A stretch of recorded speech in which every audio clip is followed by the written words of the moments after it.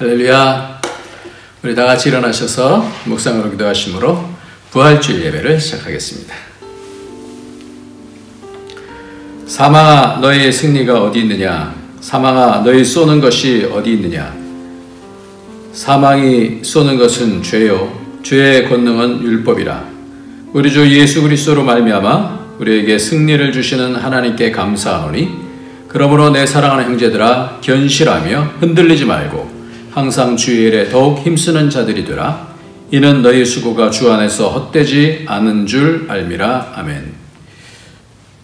존귀하신 우리 주님께서 이 땅에 하나님의 나라를 세우시고 우리로 그 안에서 훈련받게 하여 주시며 영원한 나라로 전진해 나갈 수 있게 축복해 주셔서 감사합니다. 하나님, 오늘도 부활주일을 맞아서 하나님께서 영광스러운 그 길을 내신 것을 감사하고 기뻐하고 축하하며 하나님 영원한 하나님 나라의 백성으로서의 이 땅에서의 삶이 참으로 그 영원을 바라보며 승리해 나갈 수 있도록 축복하여 주옵소서.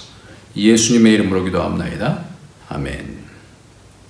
우리 다 같이 찬송가 170장 부르시겠습니다.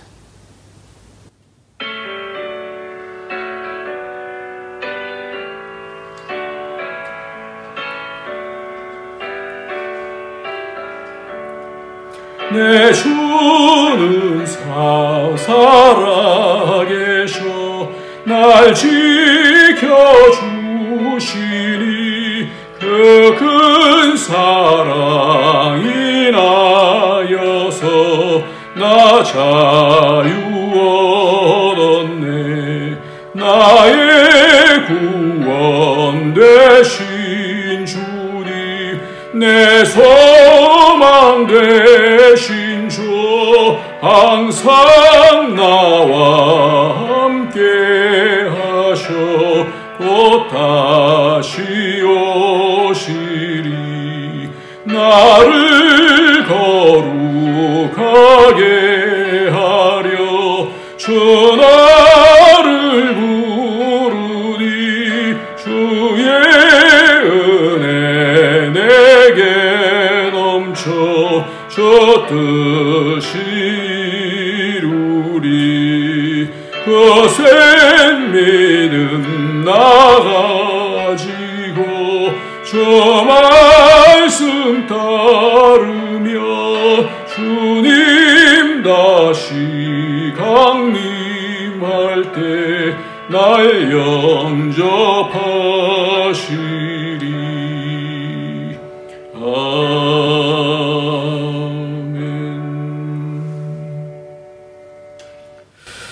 오늘도 죽음 가운데서 우리의 모든 죄와 사망의 권세를 깨뜨려 이기신 우리 주님께 감사드리며 우리가 회개하고 주 앞으로 나가야 됩니다. 그래서 그 영광 가운데 점점 더 나갈 수 있습니다. 이 시간 다 같이 회개하면서 주 앞으로 나가도록 하겠습니다. 주님,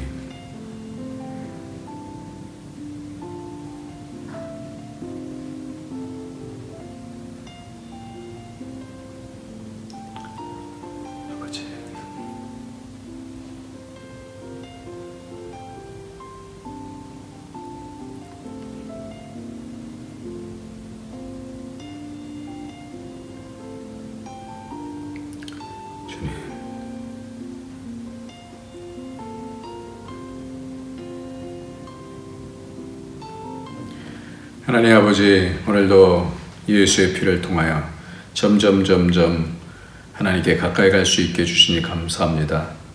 영적인 감수성이 점점 깊어지게 하여 주시고 그래서 죄를 미워하게 하여 주시고 그 사망의 그늘에서 점점 빛의 은혜 가운데로 옮겨질 수 있는 복이 있도록 축복해 주옵소서.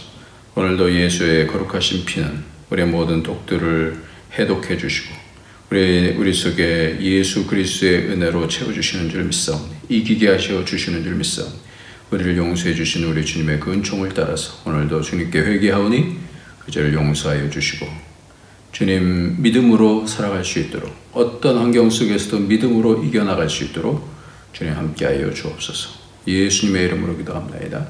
아멘. 오늘은 하나님의 말씀 고린도전서 말씀입니다. 고린도전서 15장 12절부터 23절까지 말씀입니다.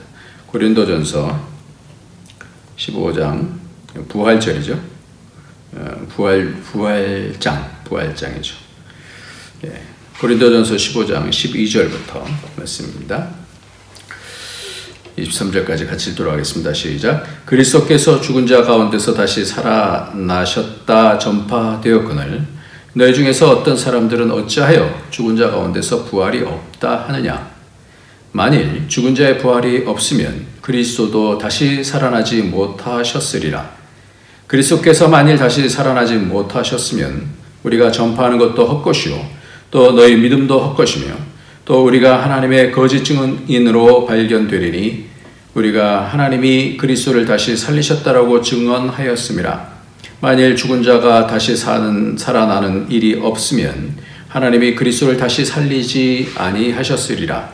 만일 죽은 자가 다시 살아나는 일이 없으면 그리스도도 다시 살아나신 일이 없을 터이요 그리스도께서 다시 살아나신 일이 없으면 너희 믿음도 헛되고 너희가 여전히 죄 가운데 있을 것이요 또한 그리스도 안에서 잠자는 자도 망하였으리니 만일 그리스도 안에서 우리가 바라는 것이 다만 이 세상의 삶뿐이면 모든 사람 가운데 우리가 더욱 불쌍한 자이리라. 그러나 이제 그리스도께서 죽은 자 가운데서 다시 살아나사 잠자는 자들의 첫 열매가 되셨도다. 사망이 한 사람으로 말미암았으니 죽은 자의 부활도 한 사람으로 말미암는도다. 아담 안에서 모든 사람이 죽음같이 그리스도 안에서 모든 사람이 삶을 얻으리라. 그러나 각각 자기 차례대로 되리니 먼저는 첫 열매인 그리스도요 그 다음에는 그가 강림하실 때 그리스도에게 속한 자요. 예. 오늘 말씀을 부활과 첫 열매의 비밀이라 라는 그런 말씀으로 같이 나누고자 합니다. 어제 세례문답을 했습니다. 4명 중에 세례가 2명이고 입교가 2명이에요. 그 중에 3명은 여학생들인데 중2, 그 무서운 중2인데 하나님 앞에서 내가 죽겠다고 세례를 받고 주를 믿는 사람으로서 이 땅에 살겠다라고 그렇게 작정을 하였습니다. 남학생은 고1인데 참 순수하고 착합니다. 우리 교회에 와서 믿기로 작정하고 세례를 받습니다. 오늘은 부활주일입니다. 이 세례가 부활주일과 무슨 상관이 있을까요? 세례와 부활주일. 오늘 세례와 부활주일과 무슨 상관이 있을까? 이것이 성경에서 아주 자세하게 나옵니다. 세례는 구약에는 나오지 않는 단어죠. 신약에서 구약의 세례를 말할 때 두 군데 나오는데 하나는 고린도전서 10장에서 바울이 이렇게 얘기하죠. 모세에게 속하여 바다에서 바다와 구름에서 세례를 받았다 이렇게 얘기합니다. 그래서 바로 이 사건을 통하여서 모세에 속하였으면 어디 홍해 가운데서 세례를 받았다라는 것을 우리는 알게 됩니다. 그래서 세례라는 것이 물속에 물과 상관이 있다라는 것을 알게 되죠. 그리고 또 물과 상관이 있는 사건이 베드로 사도는 베드로전서 3장에서 세례를 노아 홍수가 바로 세례라고 또 그렇게 말씀하고 있습니다. 그렇기 때문에 이것은 다 죽음과 상관이 있고 그 죽음 가운데서 다시 살아나는 것을 말씀하는 그런 내용이죠. 그것이 바로 세례가 그렇고 또 부활도 또 그가 그렇습니다. 그런데 그 죽음 가운데서 홍해에서도 노아 홍수에서도 다 살아나는데 그럼 이 세례와 부활은 어디에서 또 확인할 수 있을까라는 거예요. 성경은 느닷없이 이 부활을 말씀하지 않았을 거예요. 그러니까 구약에서도 계속해서 부활에 대한 언급을 하시다가 그러다가 이 부활에 대한 부분들을 말씀할 것입니다. 이 중대한 부활 사건을 사도 바울도 보았습니다. 오늘 말씀 가운데서 오늘 말씀 앞에 보면 고린도전서 15장 3절부터 보면 내가 받은 것을 먼저 너에게 전하였노니 이는 성경대로 그리스도께서 우리 죄를 위하여 죽으시고 장사 지낸 바 되었다가 성경대로 사흘 만에 다시 살아나사 게바에게 보이시고 후에 12 제자에게와 그 후에 500여 형제에게 일시에 보이셨나니 그 중에 지금까지 대다수는 살아있고 어떤 사람은 잠들었으며 그 후에 야고보에게 보이셨으며 그 후에 모든 사도에게와 맨 나중에 만삭되지 못하여 난 자 같은 내게도 보이셨느니라 그랬어요.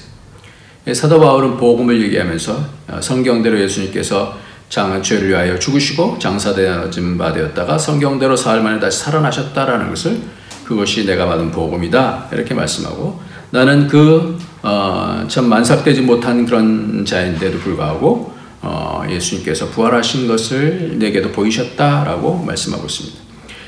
그 바울은 부활하신 주님을 그리스도인들을 핍박하면서 그렇게 만나게 되죠. 그 부활의 실체가 얼마나 우리에게 중요한지 모르겠습니다. 그 부활의 실체를 우리가 이 땅에서 그냥 부활이 있겠지가 아니라 부활에 대한 실체를 우리가 경험을 하는 거예요. 그러니까 사도 바울은 이것에 대한 이 부활의 실체, 예수 그리스도의 부활을 만난 것, 그래서 자기의 삶이 완전히 바뀐 것, 그리고 그 부활하신 예수님을 만나고 나서 영원을 향한 그 길을 가는 것을 우리는 성경을 통해서 알 수 있습니다.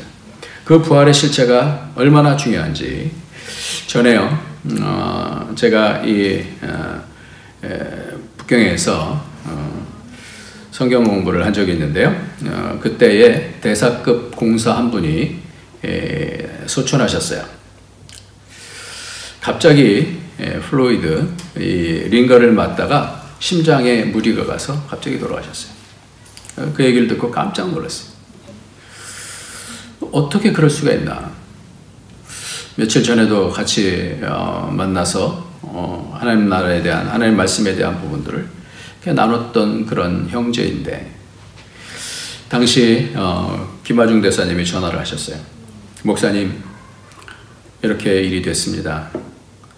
그 형제의 시신을 염을 해주셨으면 좋겠습니다. 그러는 거예요. 그래서 제가 그 장로님에게 얘기를 했죠. 장로님, 저는 담임 목사가 아닌데 담임 목사님한테 먼저 말씀해 주셔야 되지 않습니까? 그랬더니 말씀을 했대요. 그러면서 목사님이 해주시는 것이 좋겠다라고, 목사님께서 성경 공부를 인도하셨으니까 그것이 좋겠다라고 자기가 그렇게 생각해서 담임 목사님한테 그렇게 말씀을 드렸다 이렇게 얘기를 해요. 그래서 제가 그때 시에허라고 하는 그런 병원 지하에 아주 비가 장대같이 막 내려오는 그때 우리 최진길 목사님하고 같이 가서 염을 했어요. 그러니까 비는 뭐 장대같이 오죠. 이제 우리의 복장이 이제 장례 복장이어야 되니까 다 까만 양복을 입고 그러고 가는데 뭐 비가 엄청나게 오고 막 뭐 신발이 다 젖을 정도로 엄청나게 왔었어요. 그래서 그 지하로 음침한 곳으로 이렇게 가서 봤어요. 봤더니 거기에 대사관 직원들이 쭉 이렇게 있으면서 뭘 하더라고요. 그래서 이제 염하는 데 가서 이제 그 시신을 봤죠. 이분이 이제 그 프로이드를 맞다가 심장에 쇼크가 와서 이제 갑자기 돌아가신 건데, 심장에 통증이 있으셨으면 굉장히 그 얼굴이 그 심장 아픈 것 때문에 찌그러지고 그랬어야 될 것 같은데, 그때 보면서 천사같이 보였어요. 얼굴 보는데 천사 같아요. 예. 그래서 참 기쁨으로, 왜냐하면 제가 영적으로 같이 나눴던 그런 형제니까 참 기쁨으로. 왜? 또다시 만날 사람들이니까. 그렇잖아요. 안타깝지만 우리는 이것으로 끝나지 않으니까. 그래서 깨끗하게 알코올을 통해서 솜으로 해서 다 닦아드렸어요. 그러면서 우리의 상황, 우리는 어떻게 이런 상태를 맞았을 때 우리가 실존적으로 어떻게 이해를 하는가. 제 목사님이랑 같이 더 깊이 말씀을 좀 들으면 그렇고 일단 염을 했습니다. 우리는 부활을 믿습니다. 어떤 상황 속으로 죽었다 할지라도 우리는 다 부활할 거예요. 예수 믿는 사람들은 다 부활할 거예요. 영생에 부활할 것입니다. 그래서 우리의 세계관은 이 땅의 사람들하고 차원이 달라요. 그게 굉장히 큰 능력이더라고요. 고린도전서 15장 12절서부터 보면 오늘 읽은 말씀이에요. 그리스도께서 죽은 자 가운데서 다시 살아나셨다 전파되었거늘 너희 중에 어떤 사람은 어찌하여 죽은 자 가운데 부활이 없다 하느냐. 만일 죽은 자의 부활이 없으면 그리스도도 다시 살아나지 못하였으리라.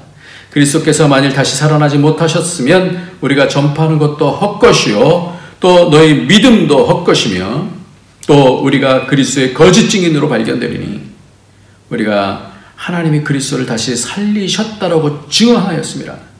만일 죽은 자가 다시 살아난 일이 없으면 하나님이 그리스도를 다시 살리지 아니하셨으리라. 만일 죽은 자가 다시 살아난 일이 없으면 그리스도도 다시 살아나신 일이 없었을 터이요 그리스도께서 다시 살아나신 일이 없으면 너희 믿음도 헛되고 너희가 여전히 죄 가운데 있을 것이요 또한 그리스도 안에서 잠자는 자도 망하였으리니 만일 그리스도 안에서 우리가 바라는 것이 다만 이 세상의 삶뿐이면 모든 사람 가운데 우리가 더욱 불쌍한 자이리라. 이 땅에 있는 사람들은 죽음으로 통해서 다 끝난다고 생각하기 때문에 그렇기 때문에 여전히 죄 가운데 있어요. 더 이상의 뭔가 비전이 없으니까. 더 이상의 그 영혼에 대한 지식이 없으니까. 그러니까 이 땅을 살아갈 때 죄 가운데 있게 되죠. 이 세상뿐이면, 이 세상이 끝이다라고 생각하면, 만약에 그렇다면 우리는 굉장히 불쌍한 사람일 거라는 거예요. 근데 우리 속에는 확증이 있어요. 얼마나 사도 바울은 분명한 어조로 만일 부활이 없으면 우리는 불쌍한 자이다 라고 언급하는데 너무 확신에 찬 반문 아니에요? 확신에 차서 말씀하는 거예요. 그럼 부활하신 주님을 만났어요. 우리도 삶 속에서 이 부활하신 주님을 경험하고 믿게 되어지고 그 안에 속하는 것이죠. 그러면서 이렇게 단서를 잡습니다. 고린도전서 15장 20절 말씀을 같이 한번 읽겠습니다. 굉장히 중요한 말씀이에요. 오늘 이것이 키의 말씀인데 같이 읽겠습니다. 시작. 그러나 이제 그리스도께서 죽은 자 가운데서 다시 살아나사 잠자는 자들의 첫 열매가 되셨도다. 첫 열매가 되셨도다. 그러나 이제 그리스도께서 죽은 자 가운데서 다시 살아나사 이제 그리스도께서 죽은 자 가운데서 다시 살아나사 잠자는 자들의 뭐예요? 첫 열매가 되셨도다. 이 첫 열매라는 단어가 엄청 강조가 됩니다. 그것이 누구예요? 예수 그리스도의 부활, 첫 부활, 첫 열매가 되셨도다. 첫 열매가 있어야 그 다음 열매가 있다는 것을 확신을 하죠. 많은 무슨 발명이나 발견 같은 경우도 첫 발견이 굉장히 중요하잖아요. 고린도전서 15장 21절부터 23절까지 말씀을 더 연이어서 읽겠습니다. 사망이 한 사람으로 말미암았으니 죽은 자의 부활도 한 사람으로 말미암는도다. 아담 안에서 모든 사람이 죽은 것 같이 그리스도 안에서 모든 사람이 삶을 얻으리라. 그러나 각각 자기 차례대로 되리니 먼저는 첫 열매인 그리스도요. 첫 열매인 그리스도요. 다음에는 그가 강림하실 때 그에게 속한 자다. 엔 크리스토스 이렇게 됐어요. 그리스도 안에 있는 자다 이렇게 됐어요. 오늘 이 첫 열매에 대한 비밀을 구약에서는 어떻게 얘기하고 있는가, 구약 속에서의 비밀을 같이 좀 나누고자 합니다. 구약에 보면 레위기 23장에 보면 한번 찾아봅시다, 여러분. 레위기 23장을 보세요. 레위기 23장 9절서부터 이렇게 보면 이 첫 이삭, 첫 열매 한 단을 바치는 절기가 있어요. 이 절기가 무슨 절기냐? 이것이 바로 오늘 같이 말씀할 내용이에요. 이것이 그 앞에서 보면 무슨 내용이 나오냐면 유월절과 무교절에 대한 부분이 나와요. 유월절이 있고 나서 그 다음에 무교절 기간에 포함되어져서 안식일 바로 다음날, 안식일 다음날, 그것이 이 11절 말씀이에요. 23장 11절. 제사장은 너희를 위하여 그 단을 여호와 앞에 기쁘게 받으심이 되도록 흔들되 안식일 이튿날에 흔들 것이며, 안식일이 토요일이고 안식일 이튿날이 무슨 날이에요? 주일이죠. 여러분 이것이 같이 같이 연결이 됩니까?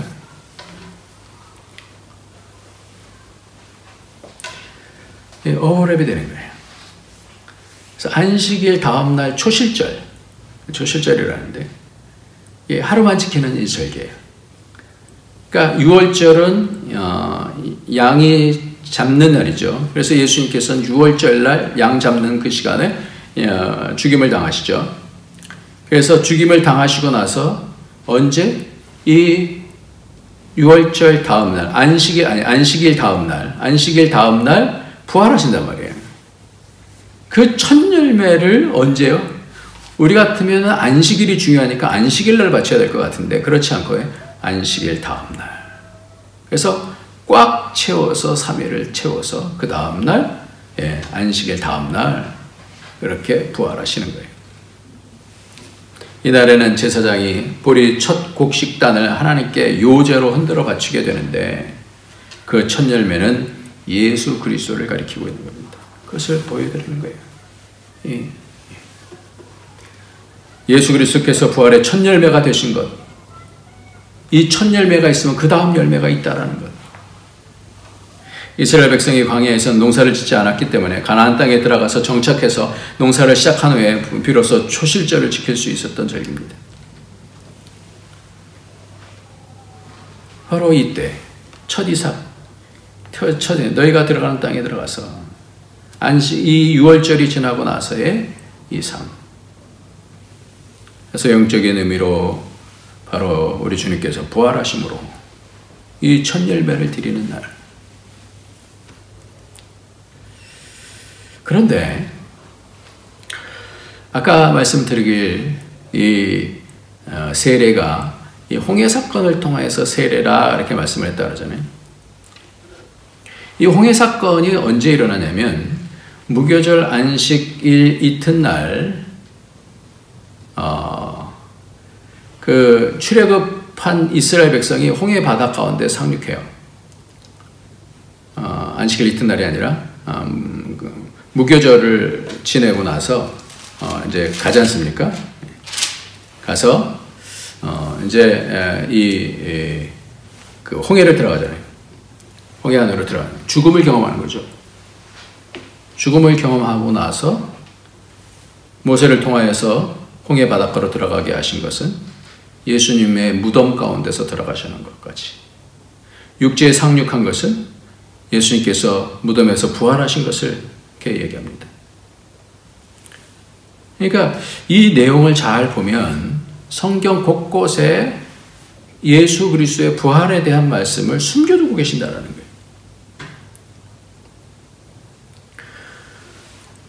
오늘 말씀이 바로 그거잖아요. 레위기에서 하신 말씀이 6월절이 있고 나서의 그날의 그 6월절 다음 안식일의 그 다음날, 이튿날. 바로 이 말씀이 그 말씀이에요.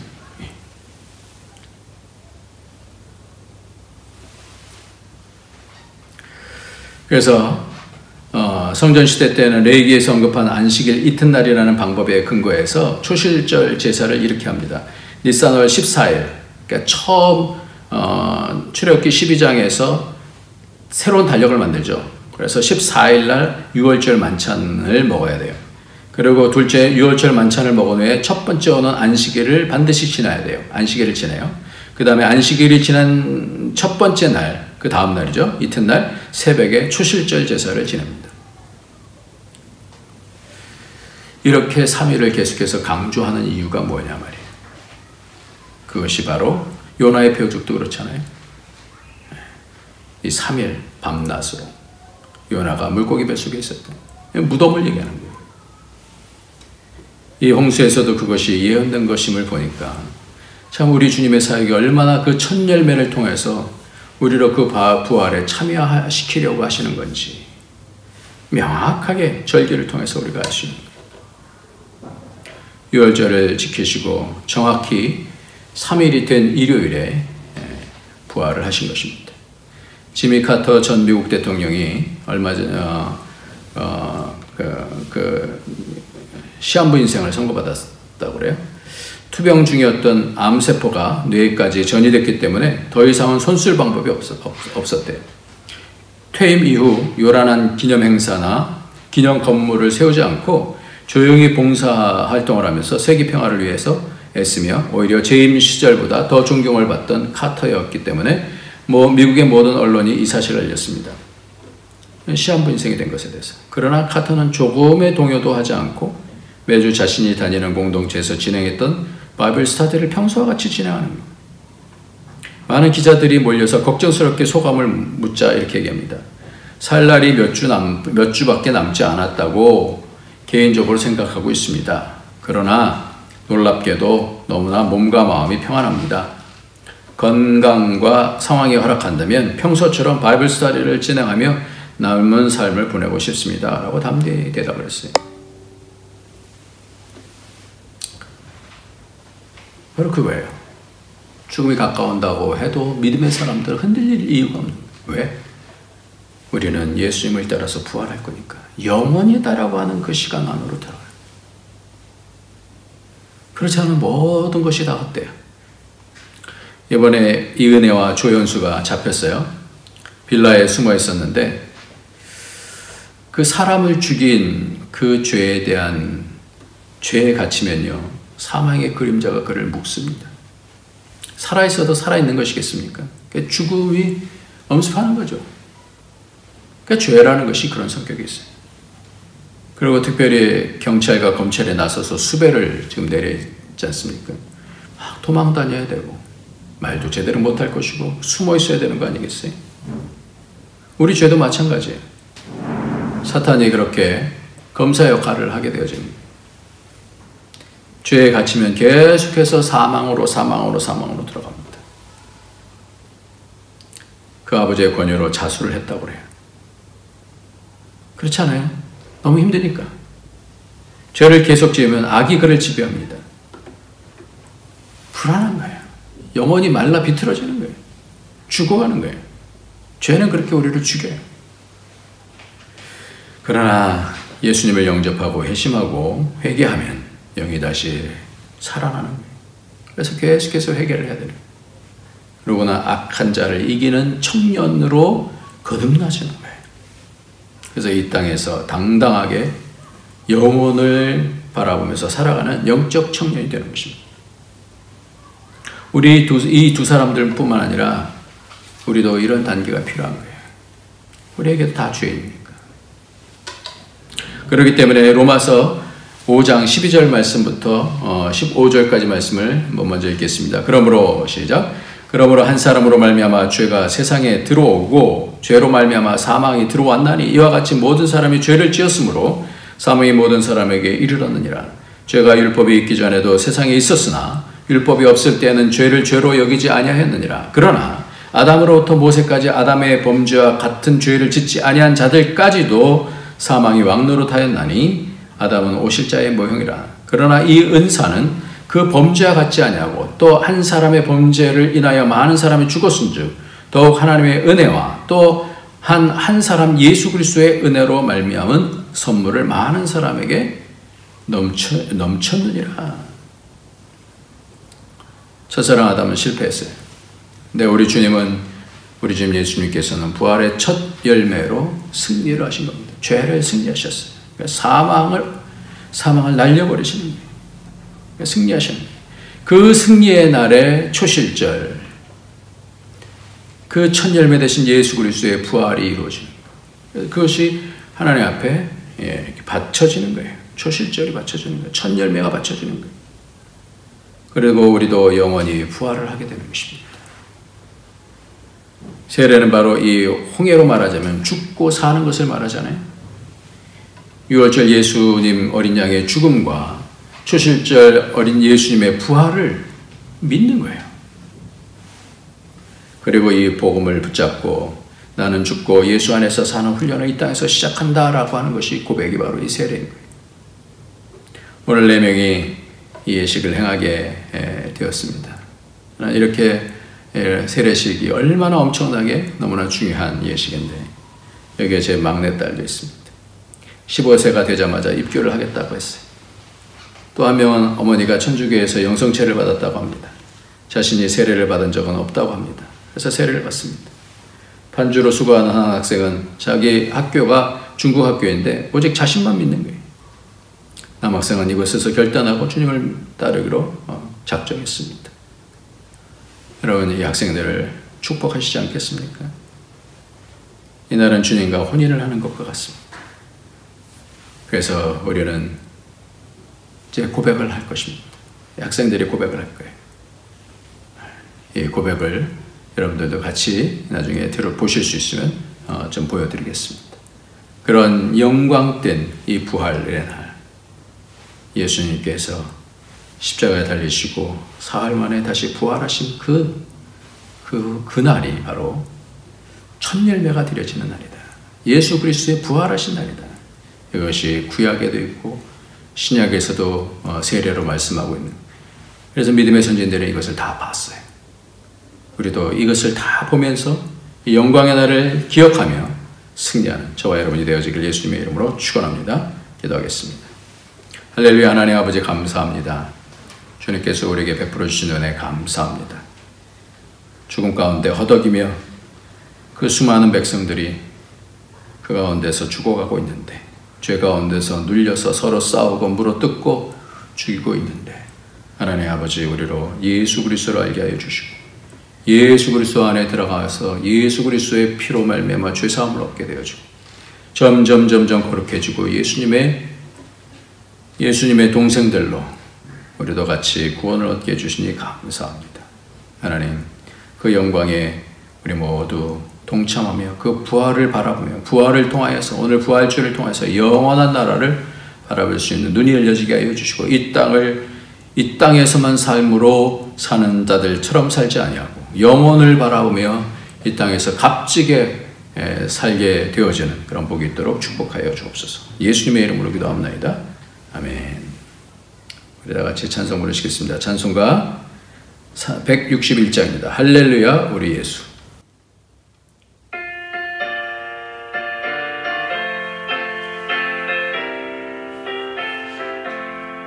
할렐루야 우리 예수 부활 승천하셨네. 세상 사람 찬양하니 천사 화답하도다. 구주 예수 부활하사 사망 권세 이겼네. 구주 예수 부활하사 사망 권세 이겼네. 할렐루야 우리 예수 왕의 왕이 되시고 우리들의 중보 되심 성령 증거하시네. 구주 예수 부활하사 처음 열매 되셨네. 구주 예수 부활하사 처음 열매 되셨네. 할렐루야 우리 예수 흠과 티가 없도다. 무덤 속에 있는 죄인 주가 일으키시네. 구주 예수 부활하사 정광 주로 오시네. 구주 예수 부활하사 영광 주로 오시네. 하나님, 그렇습니다. 우리 주님께서 오시는 날까지 우리가 주님 섬기고 이 땅에 하나님 사랑과 이웃 사랑을 통하여 이 땅에 하나님 나라를 잘 섬기기를 원합니다. 하나님, 오늘도 드린 예물 하나님께서 받으시고 영광 중에 우리를 맞아 주실 텐데, 하나님 그 날에 부끄럽지 아니한 하나님의 영광으로 덮여서 주님을 배울 수 있는 영원한 나라를 바라보면서 살아갈 수 있는 그런 임마누엘의 복이 넘칠 수 있도록 축복하여 주옵소서. 각 가정들의 여러 가지 어려움들을 주님 살펴주시고 가운데서 이김을 주시는 우리 주님의 능력과 은혜로 승리나갈 수 있도록 축복하여 주옵소서. 예수님의 이름으로 기도합나이다. 아멘. 이제는 우리 주 예수 그리스도의 무한하신 은혜와 독생자 아낌없이 주신 하나님의 그 크신 사랑과 성령의 교통교제 충만 인도하심이 오늘도 이 땅으로만 살지 아니하고 그 부활을 통하여 첫 열매이신 예수 그리스도의 부활을 따라 우리도 부활할 것인 줄 알고 예수 안에서 살기를 소원하는 모든 주의 권속들 머리 위에 그 가정에 그 하는 모든 일들 위에 우리 안디옥 교회 위에 이제로부터 영원토록 함께 있을지어다. 아멘.